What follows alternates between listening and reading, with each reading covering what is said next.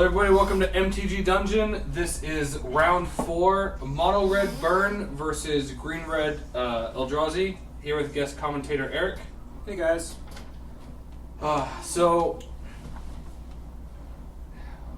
This match I feel just comes down to speed. Is if Burn can get the Eldrazi player low enough, fast enough, they can win.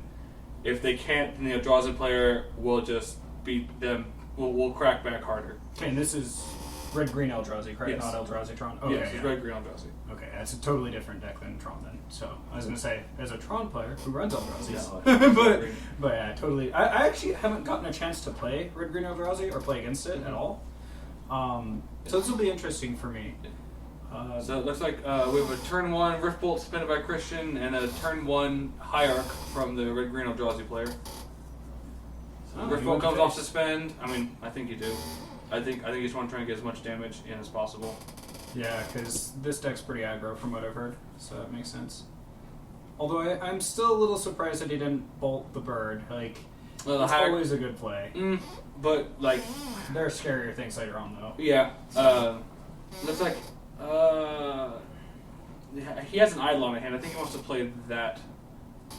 But, yeah. Yeah. We'll see. Oh yeah, if you can jam an Idol on turn 2 and have a bunch of burn spells in hand, that's pretty good. Yeah, I definitely agree with that. The problem is that, like, there's a lot of 4 and 5 drops in the red-green Eldrazi deck.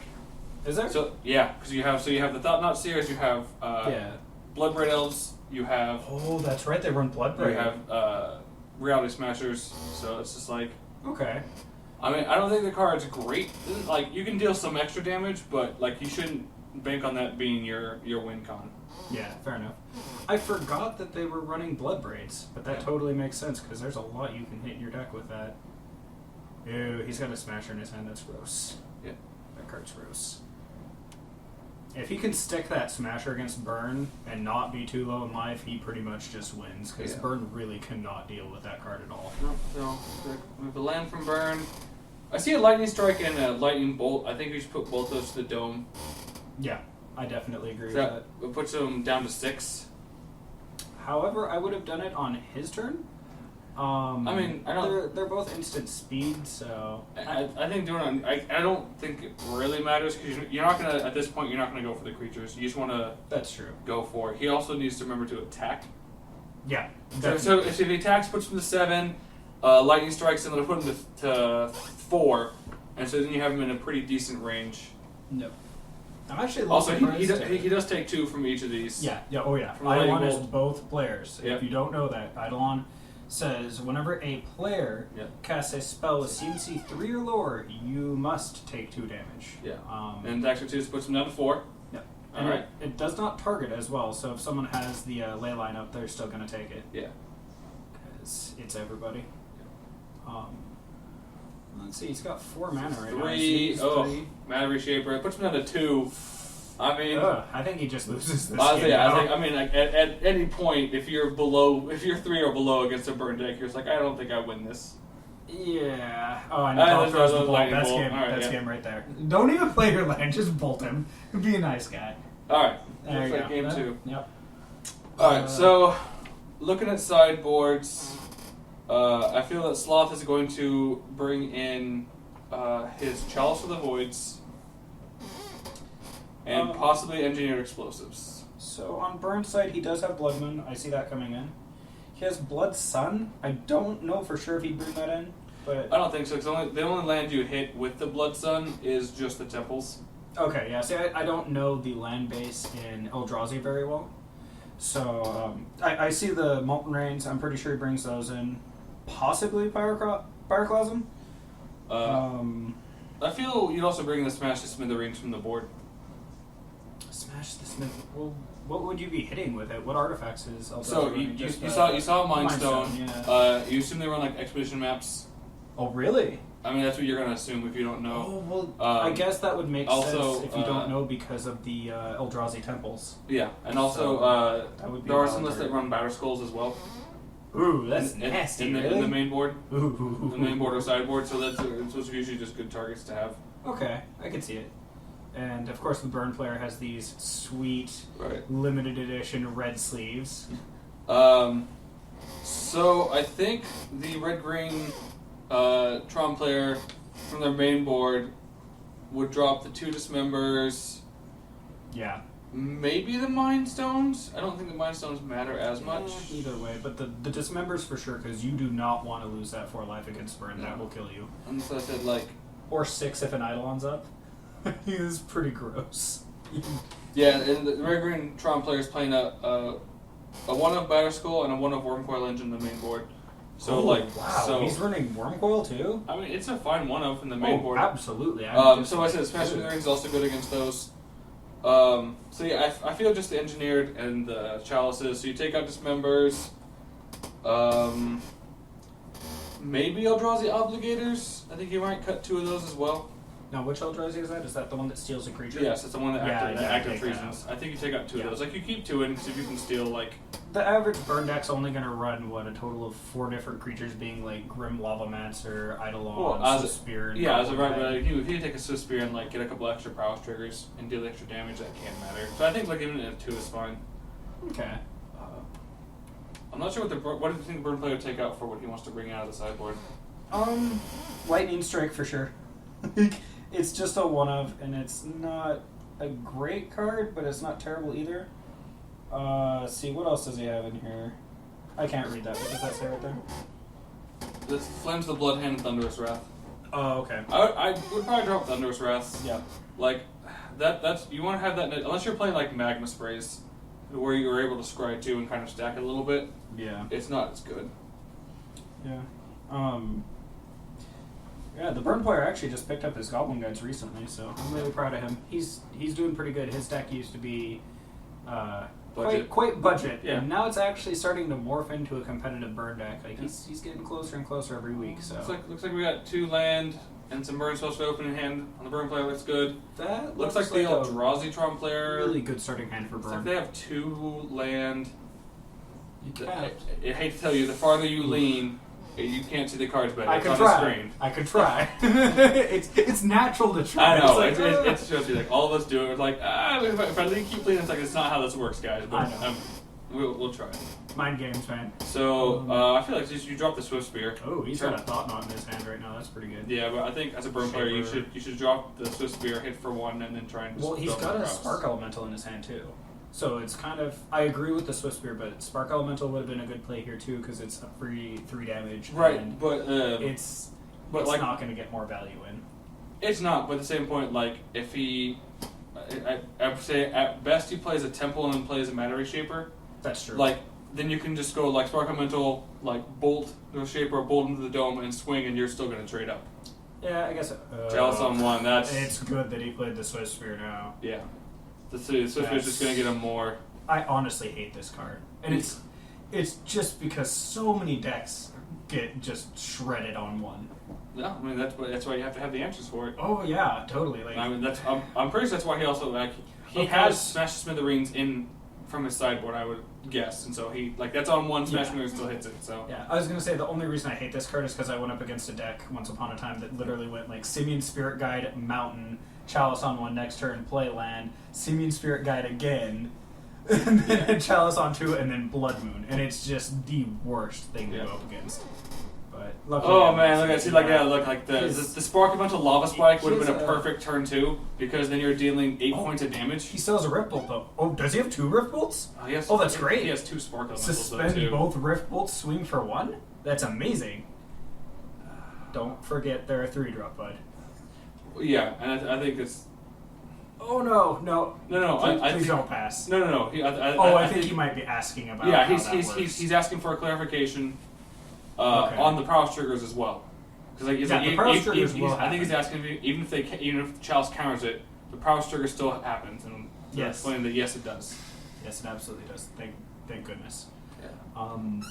Oh, he has 2 Spark. I don't say he has Elementals. double That's spark, rough. which is bad. Don't cast the Spark Elemental. That does no. Don't do it. Don't do the right thing. That's fine. Okay, so prowess trigger. Which is fine. Yeah, that's fine. Oh yeah, that's totally fine. Swing for 2. Yeah. Suspend your Rift Bolt. Come on. Oh, I don't think he realizes that he can get Rift Bolt under that. We'll find out.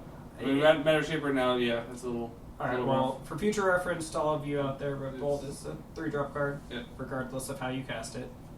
And I will remind him that next time I see him. No, I'm pretty sure. I think he asks like a few turns later. Okay, that's good. As long as he knows. Yeah. That's always a weird thing with Magic is like CMC's on cast and seem like a Chalice, right? So Chalice when you cast it on 2 has a casting cost of 2, but it's on the board. It's a CMC 0. Yep. And so it's one of those weird things with Magic. Yeah, just like Walking Ballista and Sanctum Magugan. I had someone ask me if that really worked that way, and I was like, yes, if I cast it for more than 8 mana, or 7 mana, or whatever Sanctum is. Yeah.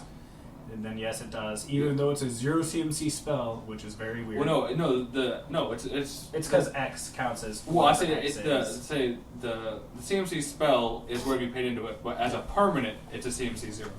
Or if an X spell is in your hand or graveyard, it's whatever. It's whatever like the actual. It is without X. Yeah. What is happening here? He's passing. But he had his Swift Spear tapped. Okay. I think eldrazi might get this one. They probably will, but I mean, even with the 2, even if he suspended the 2 Rift Bolts, he's still in a bad spot. Yeah, because like he would have dealt 6 damage, put him down to 12. Maybe swung the Swift Spear for additional 3, put him to 9. Yep. Like it's still not in a great spot. Because like they're like, okay, I'm at 9. Like start beating in with with a Matter Reshaper. So here I would hardcast Rift Bolt, targeting the untapped creature. Pray that you don't see a creature revealed off the top and swing for 2. But even then, I don't think you're getting ahead at that point. No, I think the better play is just to suspend the 2 Rift Bolts. That's true. Because on the next one, then it would be a 3/4. So then you're not trading down with a Matter Reshaper, and you're also not necessarily giving them value. Yeah. So yeah, I think he was just asking like with the Rift Bolt. So he's asking like if I suspend this, does it work? Yes, right, so it's like that is an ability. Yes, it's an ability, not the actual casting cost. So, and this is an interaction where I understand where a newer player could get really confused because you might think that's an alternate casting cost, but suspend is not. Yeah, it's an ability of the card. Yeah, it is an ability. So okay, so it's not now suspend both Rift Bolts. Okay, that's pretty good. Yeah, I said like. I don't think it affects this match too much. He's got 2 mana up, so he could try to get the Spark Elementals in, or Hell. Yeah, they're just Spark Elementals. Spark Elementals, yeah. He could try to cast them and hope the player misses the triggers, but I doubt his opponent will miss the triggers. If that's what you're hoping for, you're just not in a good spot. No, you're not. Man, I mean, he's not in a good spot. And the Eldrazi player is stuck on 3 land. I see that he has a Bloodbraid, a Thought Knot, some Smashes in the hand. Like, if he can find a 4th land, I think he'd just be happy. Yeah, if he finds a 4th land, I think he just wins at this point.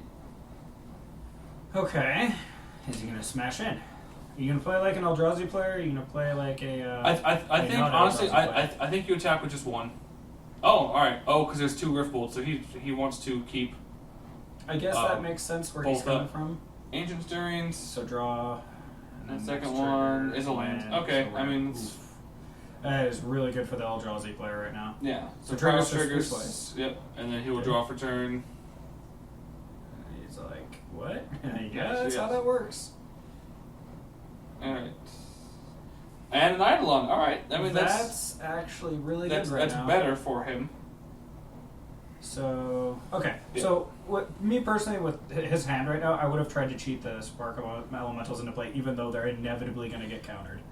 I think you wait. So you find a Smash Smith that range and then become relevant. That's true. If he did side them in, that's true. Which I hope he did. I don't see why you wouldn't. Like if you see any kind of an Eldrazi deck, I'm going to assume they have some artifacts. Yep. If not, they main the side.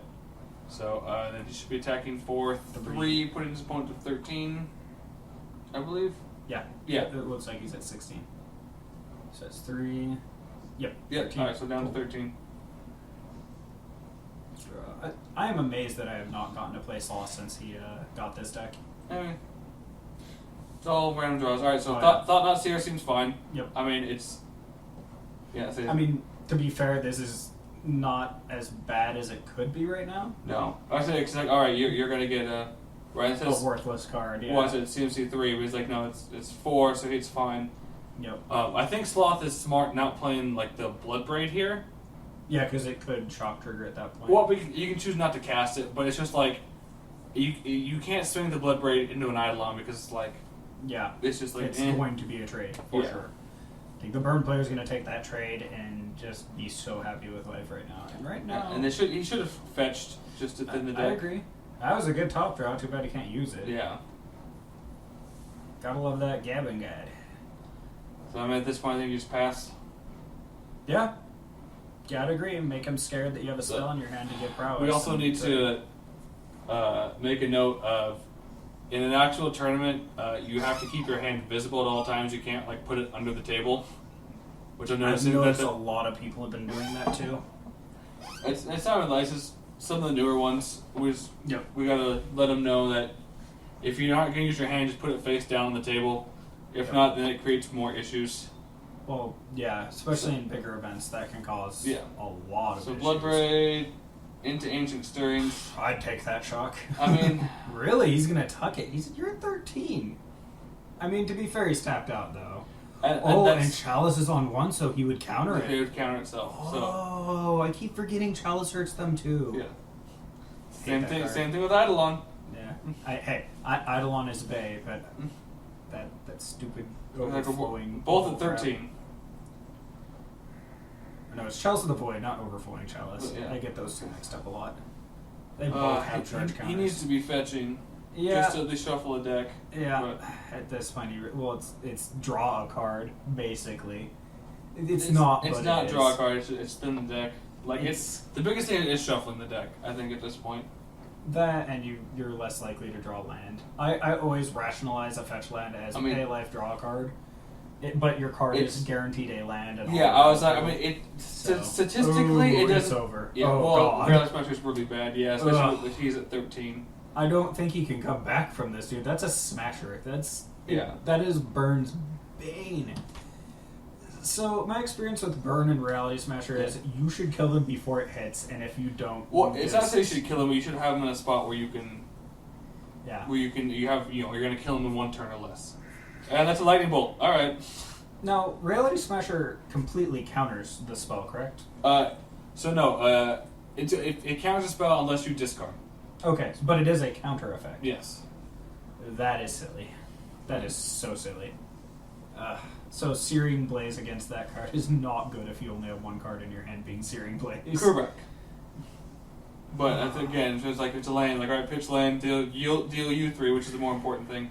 Yeah. So I think the Burn player is just going to pick it up at this point because he's at 5. Yeah, I definitely would pick it up here, and I would have blocked with the Eidolon last combat too and traded with the Bloodbraid. I mean, that's just so you don't. Right. Like I think at the same point though, like you're hoping that if you find a smash, you smash it, play both of your Spark Elementals, and then crack in. Second Smasher says game over. Jeez. Second Smasher says game over.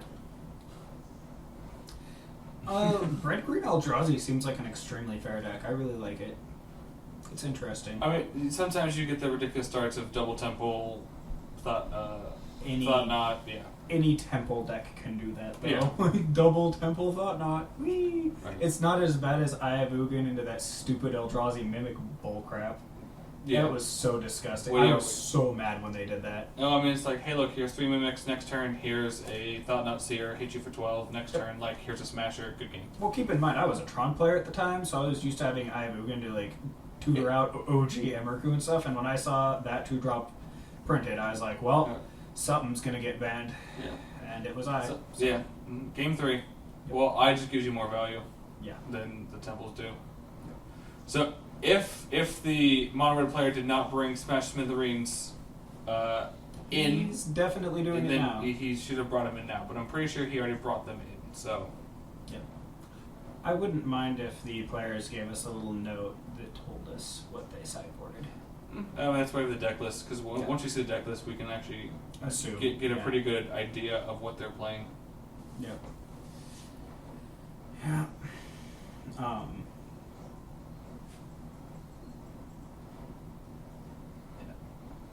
So I mean, like, Burn players on the play at least, I think it gives them the best shot. Oh yeah, he definitely gets. Burn loves going first. I mean, a lot of decks like going first. Burn particularly, because all the haste creatures, it's just like, sometimes you really want that first turn. I feel Affinity likes to go first more than Oh, yeah. Let me just dump 5 permanents onto the battlefield and say go.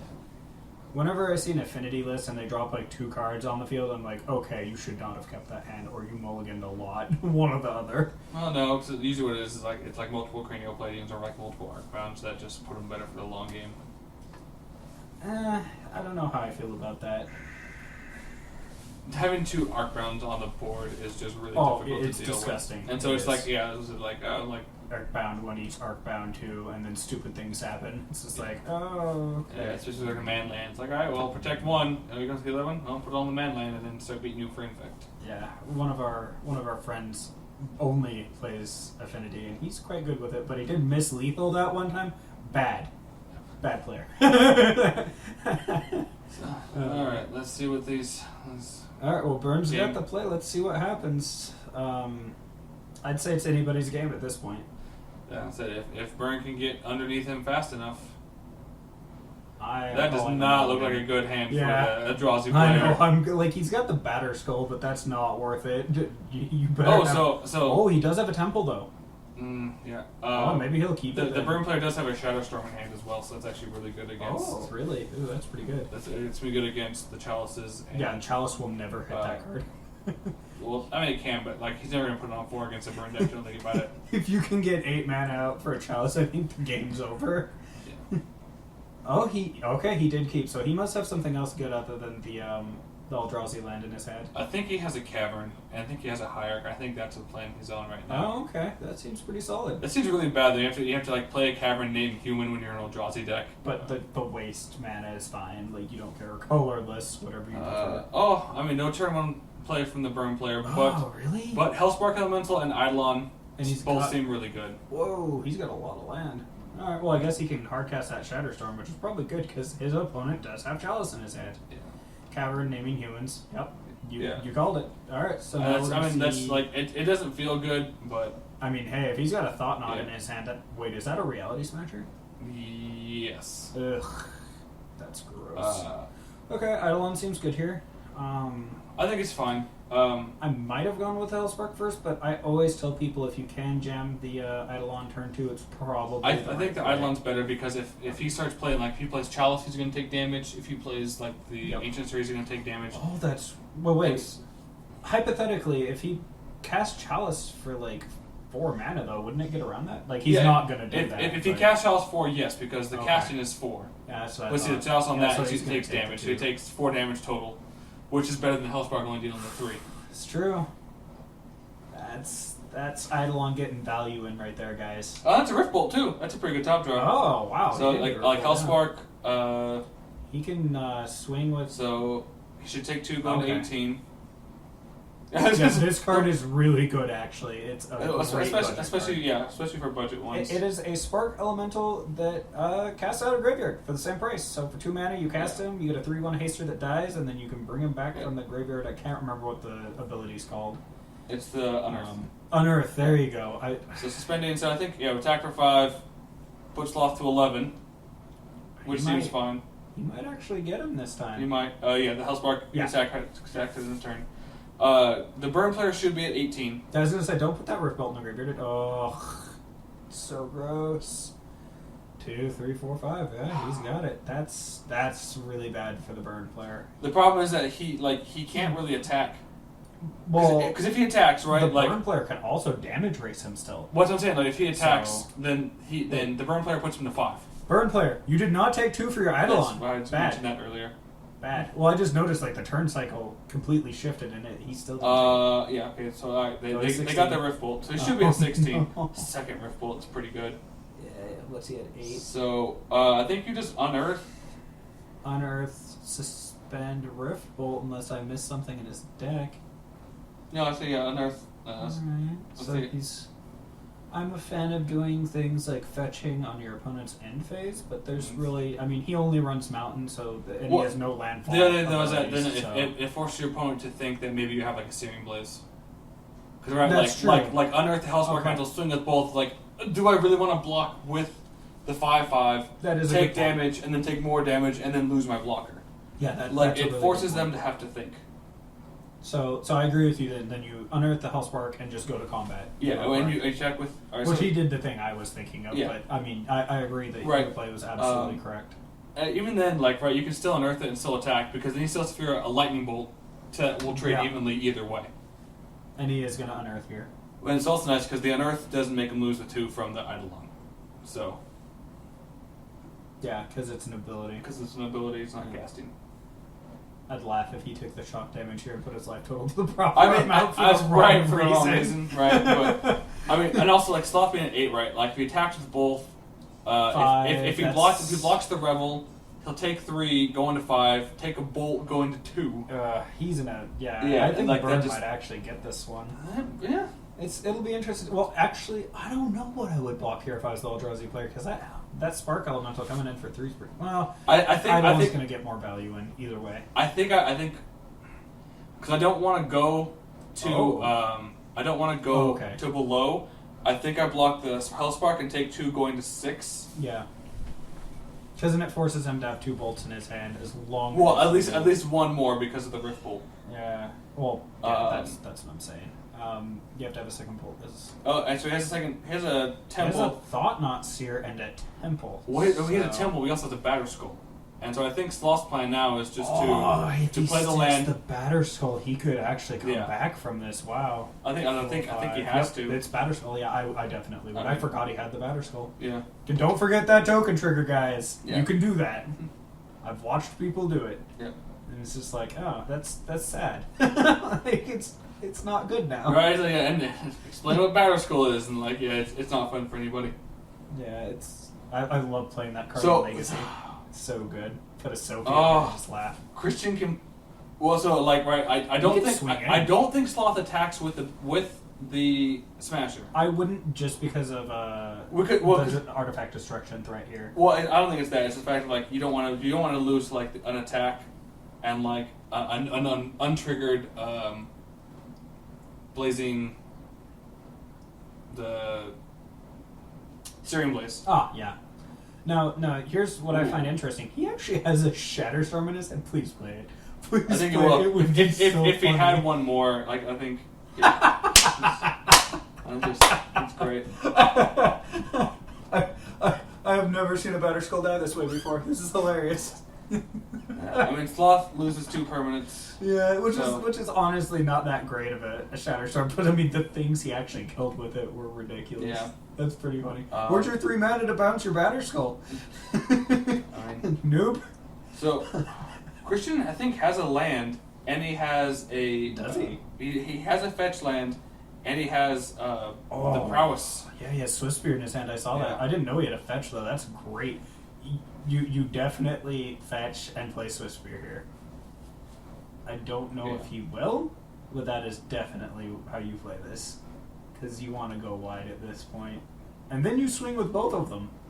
I would not swing with both of them. Because he's going to block with the Eidolon, and he takes 1 going to 2. Like, it doesn't change. I think you still play it. But you just keep it but up you keep it up. As a blocker, or it's one of those, like, you force him to not... this is an okay play, too, because now he's not taking self-shock damage. That's also true. And with this Smasher on the board... Like a double Smasher against him. That's bad for him, though. So, not really, because Sloth is still at 3. So, like, almost any top draw is live at this point. The reason I would have played Swift Spear here is because you do shock yourself for 2, but you also prevent 2 trample damage, so you net the same life either way. Which makes sense. I mean... But if you play the second Smasher, that's where you get into trouble. Yeah. I think that's more so what Christian's playing around. Because, right, like, alright, like, you know, if he has 2 of them, the thing is that then Christian can just crack back for a win. And that is a Ball Lightning, ladies and gentlemen. That... I think if he drops the Swift Spear, that kills him, doesn't it? Wait, the Swift Spear got exiled. Oh, if he had the Swift Spear, it still wouldn't. Okay, so... it would have, because the trample damage still would have carried over. So it would have... Well, I think you play the Ball Lightning, and you attack with both the Eidolon and the Ball Lightning. I definitely Because agree he has to... you are going to take damage from it. But you swing with both because he has to block both of them. Yep. And he'll put him to 1. and you get to draw a card off of Thought Knot, and then You can that's literally still bolt for game here if you have the right top draw. Yeah. Yeah, it's dumb, I know. It's a 6/1 trample for those of you who are new enough not to know what that card trample does. haste second in a turn. The problem is that like it also just dies like, oh, that's cool, bolt, and then you really bad about yourself. No, my favorite thing, I actually play tested him today just for fun, and I was using my burn deck, and I Searing Blaze that stupid thing every time, and I felt so good. Ball Lightning is very good, though. It's not a card to be underestimated. No.